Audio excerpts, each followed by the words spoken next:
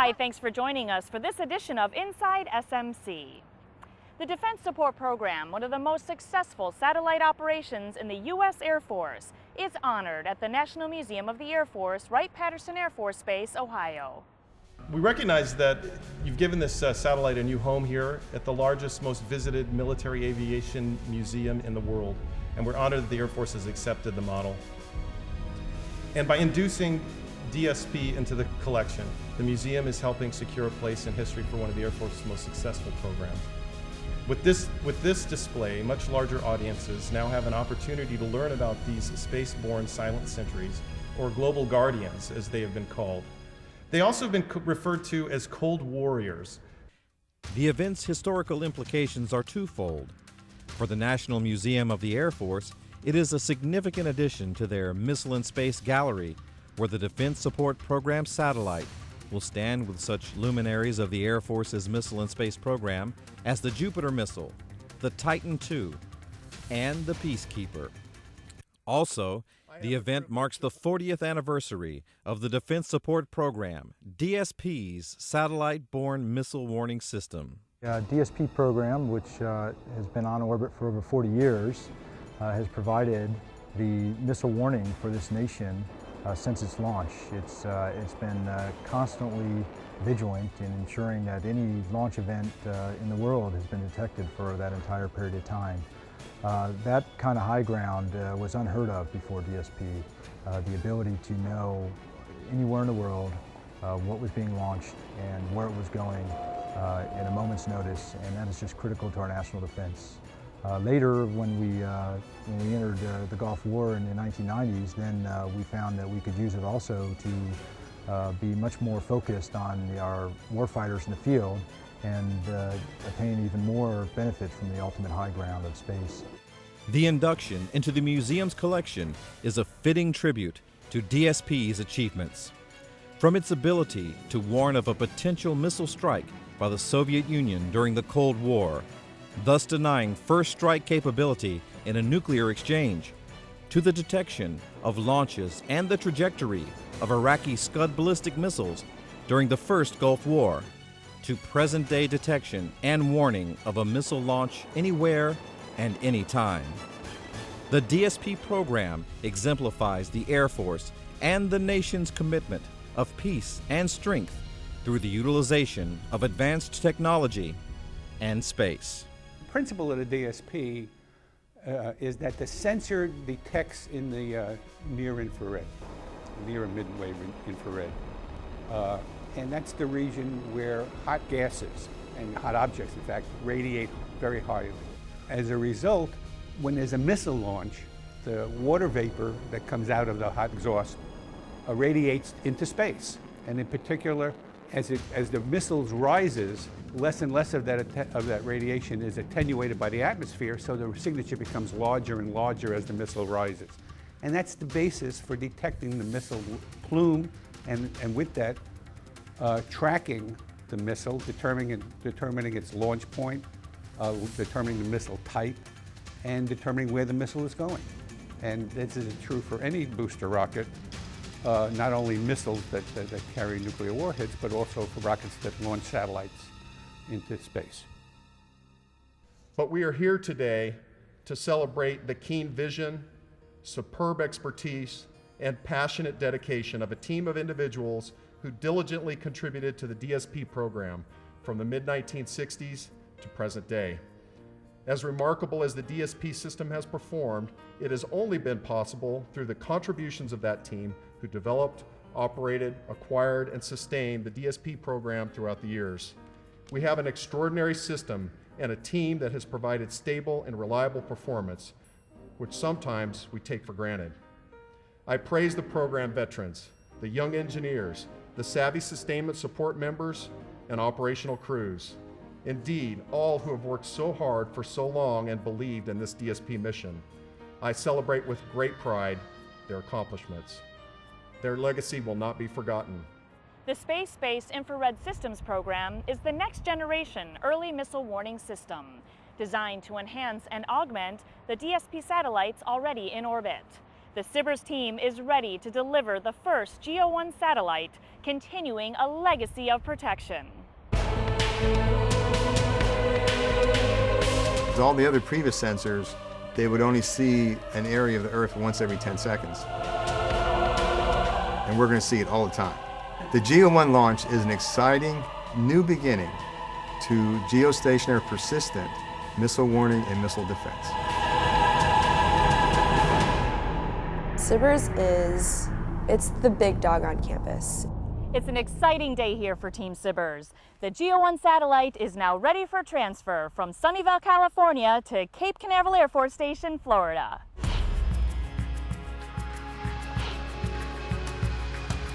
It was real when they pulled the satellite out of the factory to the ramp and loaded it on the airplane, but when it actually arrives here and we see the airplane on approach, it's really going to kick in.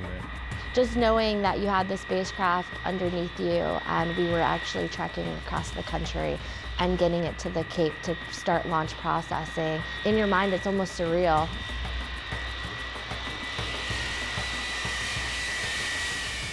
And here it is at 2:50 a.m.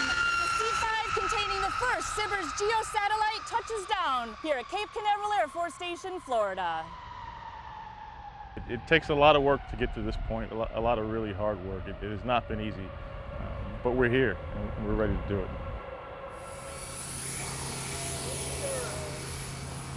Well, I'm just elated. This was a wonderful day, a wonderful flight. I'd really like to thank Team AMC, Air Mobility Command. We had a very professional crew, did an awesome job for us, had a very smooth flight.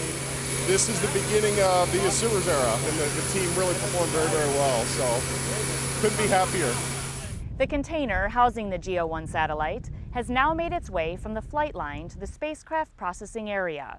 Here, it will be put to the test and readied for the big day. They'll prepare all the equipment to take the satellite out of its shipping container, make sure the clean room is safe and at the right conditions to unload the satellite. They'll do one test for about 2 weeks to check it out and make sure nothing was damaged during shipment, and then we'll prepare the satellite for fueling. After fueling, we'll integrate it with the rocket, and shortly thereafter we'll launch. SMC's Independent Readiness Review Team celebrates 10 years of service, ensuring mission success in launch and delivery of satellites and other space platforms.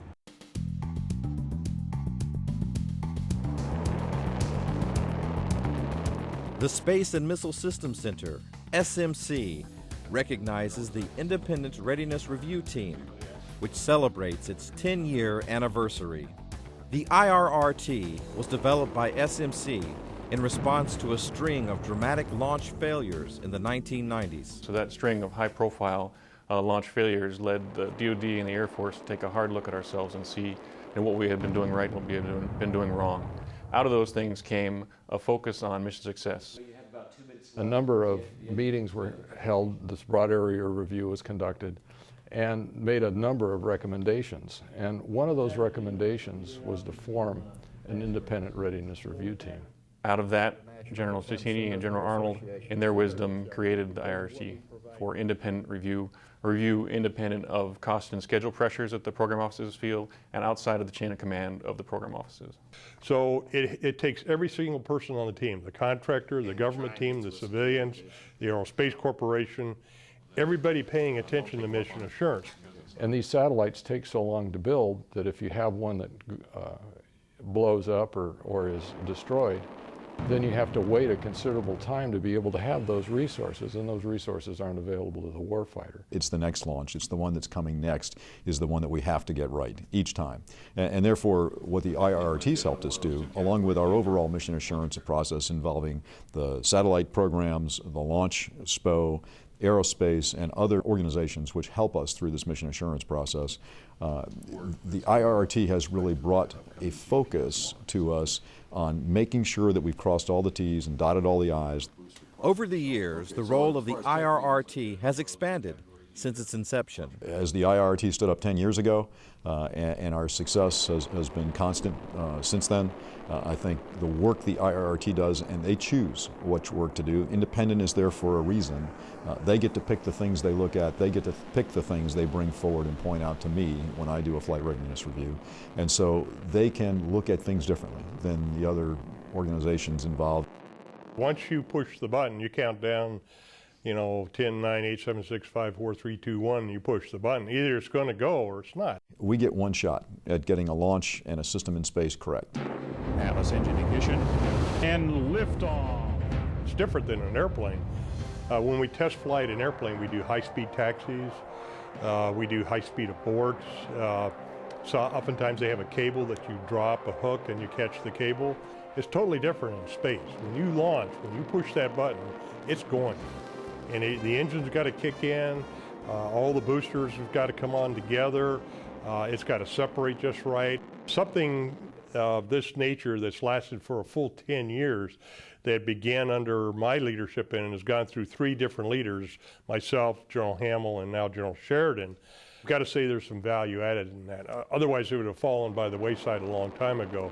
I don't even count how many launches have gone right over the past 10 years because it's a number that I'm very proud of, but I don't want to keep recalling because it's the next launch. It's the one that's coming next is the one that we have to get right each time.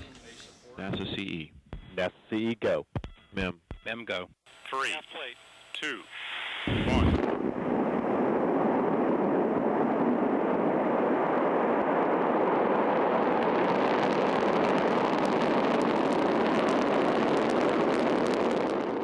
The Independent Readiness Review Team, IRRT, celebrates a decade of excellence, helping ensure mission success for the Air Force Space Program.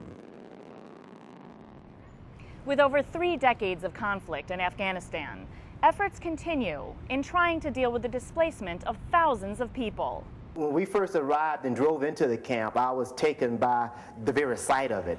Seeing it in person and then seeing the condition in which they live really made my heart go out to them, and I'm glad that we were able to go out and at least provide some supplies for them. I mean, it's cold here, and not only that, but people need not only the clothing, but they need food as well, and we were able to meet some of those needs today, and I'm really grateful for that. Today, almost 500,000 Afghans live as internally displaced people in refugee camps.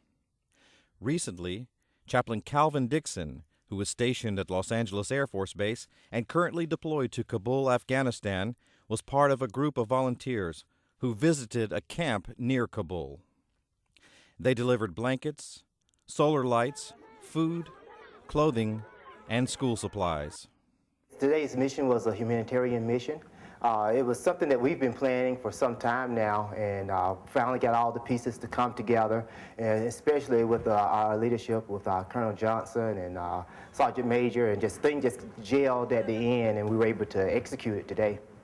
We've been anticipating and planning and looking forward to this for some time, and just to set foot on ground was so exciting. Of course, we were moved by the children, the families that were out there, but certainly, our time here, it made it more meaningful, and certainly we want to be a great blessing to the Afghans and certainly have an impact in their lives, and what we did today certainly did exactly that, and so it was great being a part of it. Just looking at my fellow airmen and others who came along with us, you can just see the excitement in their eyes as well. It was a very exciting day, a very exciting mission, and we're really grateful to have the opportunity to do it today. Chaplain Dixon, along with other deployed SMC troops, returned to a welcome home ceremony here at Los Angeles Air Force Base. Let's take a look at the latest SMC heroes.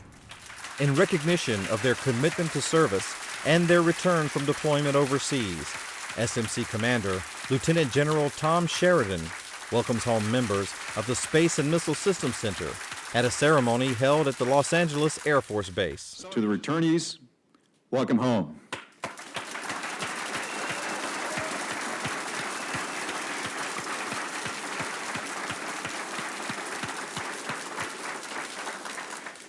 Some of you just got back in the last month. Some of you have been back for several months, but it doesn't matter. We're glad you're all home. We're glad you're all home safely. The family members of the returnees are also recognized. Deployments are a hardship for both families and for loved ones. And, we can never repay anything that you do. We can never really repay anything that the families do. what we can say is thank you. And so that's really what we're here to do today, is to have a bit of a party, to say thank you to you for what you did, to honor you for what you did, and to welcome you back. I just want to really say thank you from all of us. Thanks from SMC. It's tremendously meaningful. I think this is the best ceremony we do throughout the year when we do these twice a year, is to honor our folks who have deployed and welcome them home safely. So welcome home. Thanks for being here. And thank you for joining us for this edition of Inside SMC. We'll see you next time.